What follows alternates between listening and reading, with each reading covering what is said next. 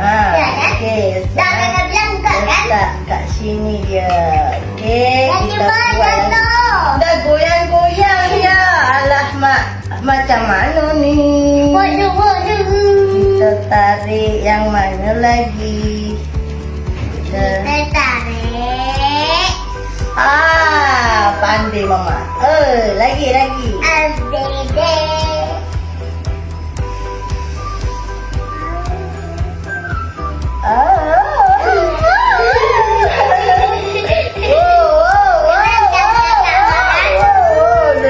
Dia nak tumbang. Diam. Diam. Kita tarik lagi yang ini. Aku yang kuning itu, Mak. Okey.